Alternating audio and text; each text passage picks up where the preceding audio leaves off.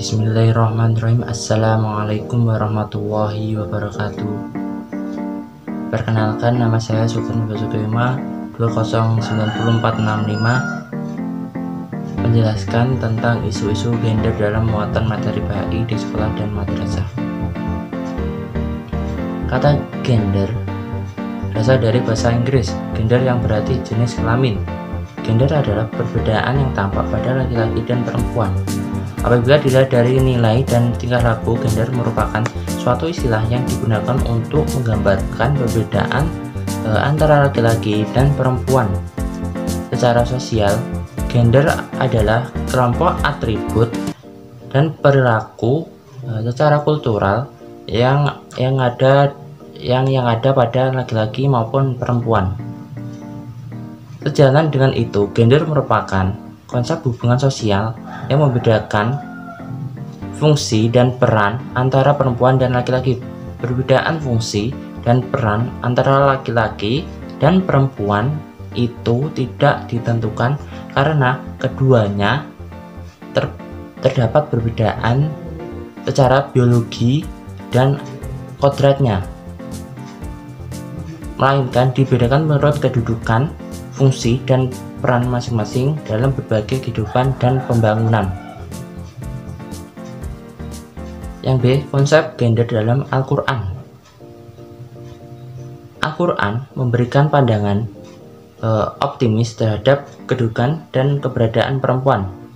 Semua ayat membicarakan tentang Adam dan pasangannya sampai keluar ke bumi, selalu menekankan kedua belah pihak dengan menggunakan kata ganti untuk dua orang, seperti kata huma.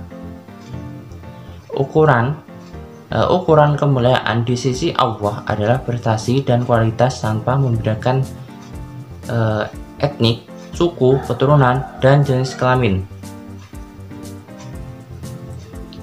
Menurut Mahmud Yunus, tafsiran di makalah adalah bahwa Allah menerangkan bahwa cara bergaul sesama manusia. Firman-Nya, "Hai semua manusia, kami jadikan kamu dari bapak dan ibu, dan kami dijadikan kamu bermacam-macam umat, berbangsa-bangsa dan bernegeri-negeri, bukan supaya kamu berperang-perang, melainkan supaya kamu berkenal-kenalan dan berkasih-kasihan antara satu dengan lain. Satu bangsa tidak lebih dari bangsa lain, melainkan dengan ilmu pengetahuannya dan kecakapannya. Sedangkan orang yang berlebih dulu mulia di sisi Allah adalah orang yang bertakwa."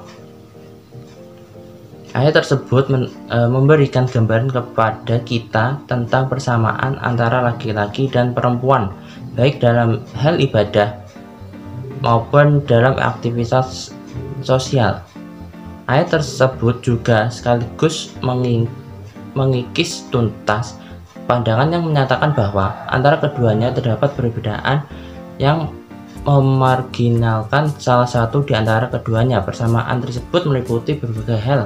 Misalnya, dalam bidang ibadah, siapa yang rajin ibadah maka akan mendapat pahala lebih banyak tanpa melihat jenis kelaminnya. Yang C, konsep gender dalam pendidikan Islam.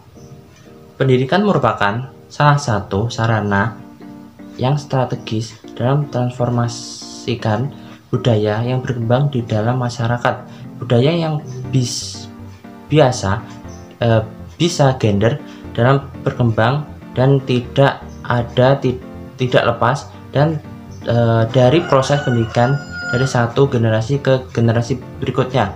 Muncullah perbedaan gender di masyarakat merupakan estafet dari generasi satu ke generasi berikutnya melalui proses pendidikan yang tidak berbasis pada keadilan dan kelestarian gender. Demikian pula bahwa yang terjadi dalam dunia pendidikan Islam. Penentuan peran gender dalam berbagai sistem masyarakat kebanyakan rujuk kepada tinjauan biologis, dan jenis kelamin. Masyarakat selalu berlandaskan pada diferensiasi spesies atau jenis kelamin. Pendidikan selain berfungsi untuk mentransformasikan budaya dari satu generasi ke generasi berikutnya, juga berfungsi untuk mengubah perilaku menuju ke arah yang lebih baik. Pendidikan Islam yang seringkali ditempatkan pada posisi tertuduh sebagai lembaga yang melestarikan ketidakadilan gender berkepentingan untuk menampilkan kembali rumusan keadilan gender.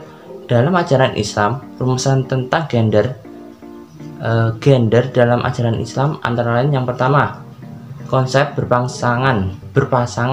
Yang kedua yaitu konsep gender dalam berubah. Yang ketiga yaitu konsep keadilan. Konsep gender tersebut di atas ada baiknya dimasukkan ke dalam kurikulum sekolah.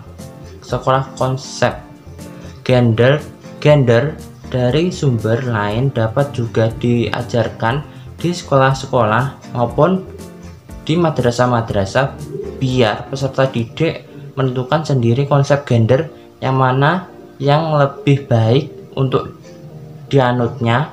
Mungkin saja konsep ini dapat dimasukkan ke dalam materi pelajaran agama atau yang lain.